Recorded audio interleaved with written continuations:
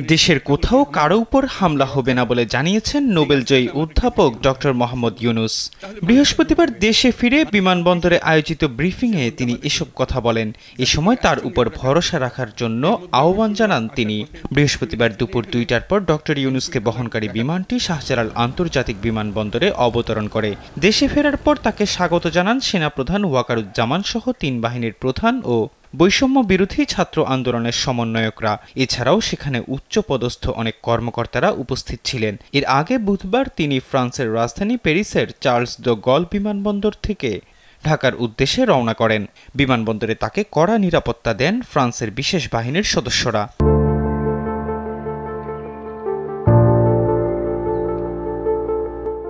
জানা গেছে ডক্টর ইউনূস সরকার প্রধান হিসেবে আজ রাত ৮টায় বঙ্গভবনে শপথ নেবেন। বুধবার দেশবাসীর উদ্দেশ্যে গণমাধ্যমে পাঠানো এক বার্তায় অধ্যাপক ইউনূস বলেছেন, আমাদের কোনো প্রকার ভুলের কারণে যেন এই বিজয় হাতছাড়া না হয়ে যায়। এ সময় তিনি সবাইকে বর্তমান পরিস্থিতিতে শান্ত থাকতে এবং সব ধরনের সহিংসতা এবং স্থাবর ও অস্থাবর সম্পদ বিনষ্ট করা থেকে বিরত থাকার আহ্বান জানিয়েছেন।